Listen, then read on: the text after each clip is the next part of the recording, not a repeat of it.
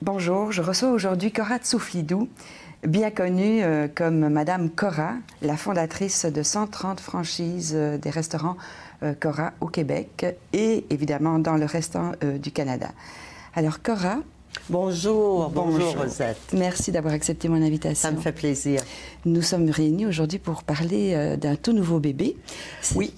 Et ce n'est pas un restaurant. Et ce n'est pas un restaurant, non. C'est votre dernier né qui s'appelle, donc un très beau livre qui s'appelle « Entre le soleil et moi ».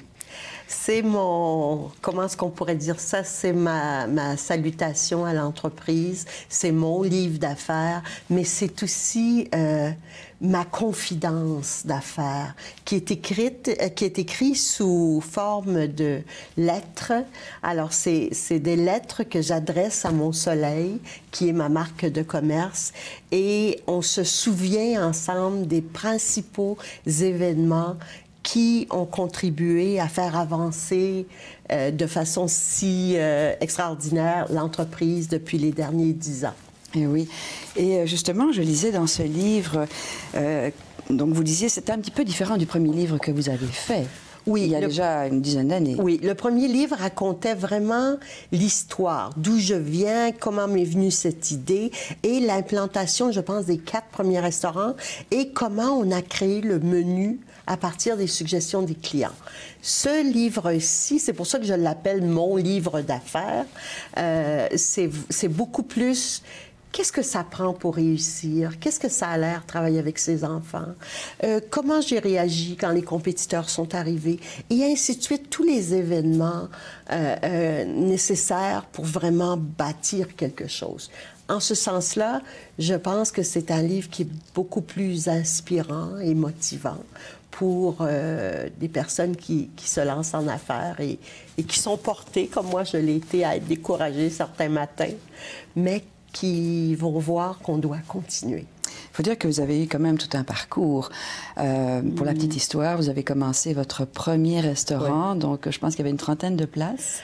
Exactement, 29. 29. Oui. C'était toute une aventure parce que vous aviez une quarantaine d'années, je pense. J'ai commencé exactement à 40 ans, la journée de mon anniversaire. J'ouvrais ce petit casse-croûte et un restaurant à la fois. J'avais aucune idée que j'allais faire une chaîne de restaurants. Dieu merci, parce que j'aurais eu peur et j'aurais quitté pour aller travailler serveuse ou quelque part parce que je ne croyais pas que j'étais une personne d'affaires. Mais je pense qu'à force de brasser des omelettes, j'ai eu la piqûre. Mm-hmm. Premièrement, j'ai découvert que j'adorais cuisiner. Oui. Et ensuite, bien, j'ai voulu avancer, avoir un autre restaurant parce que le premier était trop petit, puis un autre, et voilà. Il fallait quand même un brin d'audace ou d'inconscience ou je ne sais pas. Je pense que quand on commence et on est très pauvre, on n'a rien à perdre, alors on a nécessairement l'audace. Ouais. Puis aussi, je dois dire qu'on n'a pas le choix. Il fallait que je m'en sorte parce que j'avais 3 adolescents. Alors, vous savez, quand on dit la nécessité est la mère de l'invention, ça a été très juste en ce qui me concerne. Mmh. Alors, vous deviez avoir la fibre entrepreneuriale parce que, évidemment, vous avez réuni votre propre recette. Oui, oui. Moi, quand je parle de l'entrepreneuriat, je dis toujours que c'est une grave maladie que j'ai attrapée parce que j'ai rapidement réalisé que j'étais jamais contente du prochain restaurant.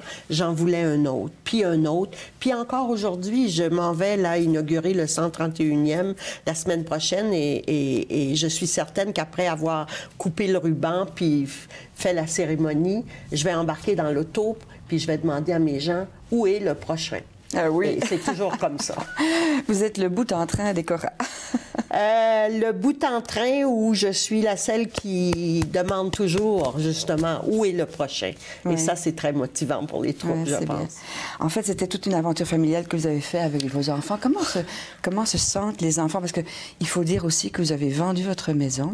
Oui. Donc, vous avez joué le tout pour le tout. Exactement. Pour acheter votre premier restaurant. Ah oui, exactement. Il fallait vraiment avoir une foi. On a pris la maison familiale. On est allé rester dans un 4,5, je ne l'oublierai jamais. C'était pas trop un problème parce que j'avais apporté toute la cuisine, la table, les casseroles et tout ça dans le petit casse-croûte. Et c'était vraiment une aventure de survie. Mais je suis contente parce que c'est comme si j'étais devenue le héros de mes enfants. Alors, quand j'étais portée à me décourager, je me rappelais de cela et ça m'a empêchée d'arrêter. Il y a une phrase ici que j'aime beaucoup dans votre livre, c'est la lettre 16, parce qu'il faut dire que toutes les lettres sont précédées, soit de proverbes, de citations, de maximes. Il y en a d'autres personnes que vous, mais j'aimerais lire celle que vous avez signée, et ça s'appelle justement « La chaleureuse atmosphère familiale ». Alors, c'est notre aventure de survie familiale qui est à l'origine de la chaleureuse atmosphère familiale. C'est la pauvreté qui nous faisait tendre la main, tantôt pour demander et tantôt pour donner. C'est sans le savoir qu'on est devenu chaleureux. À force d'avoir besoin d'amour, on s'est habitué à faire plaisir aux autres.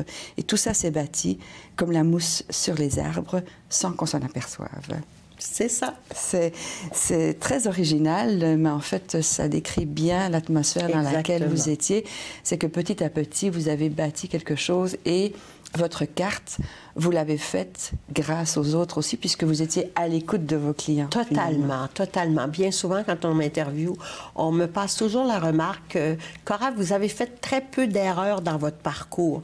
Et je dis toujours, j'ai aucun mérite, parce que j'ai toujours fonctionné avec mon équipe que j'appelais. Au début, c'était l'équipe. Aujourd'hui, c'est les directeurs, où on parle ouvertement de nos projets, chacun, et tout le monde est appelé à donner son opinion. Alors, même que j'aurais voulu faire une erreur ou une mauvaise décision, l'équipe, quelqu'un l'aurait intercepté et aurait dit, écoute, je veux qu'on repense à ça. Alors, je trouve que l'équipe, c'est tellement important. Et vous avez gardé cette atmosphère familiale, même avec les 130 franchises au Canada, c'est énorme. Écoutez, c'est simplement que... Puis c'est facile parce que c'est des franchises et la plupart des franchisés, quand ils sont mis en contact avec un restaurant Cora, sont captés par l'atmosphère et veulent continuer ça. Alors, il faut juste transférer la culture de l'entreprise. En fait, moi, j'ai vraiment aimé ce livre aussi à cause du style que vous utilisez. Et je trouve que ça reflète bien un petit peu votre personnalité. On a eu l'occasion de se rencontrer quelques fois. Et en ce sens-là, c'est à la fois un livre d'affaires, mais c'est aussi un livre intime et c'est plein d'anecdotes aussi. Absolument. Plein d'anecdotes. Je suis peut-être une personne d'affaires, un chef d'entreprise, mais je pense qu'au départ, je suis une femme, une maman qui parle encore comme la mère poule de son poulailler et qui écrit comme elle parle. C'est ça. Et vous avez réussi... moi, je dirais que c'est une quadruple réussite. Vous avez réussi à lancer vos restaurants. Vous avez réussi d'abord à vous affranchir d'un mariage que vous n'aimiez pas. Puis vous avez réussi la transition avec votre fils, qui est maintenant président. Oui. Et ça, je pense que c'est toute une réussite. C'est ça.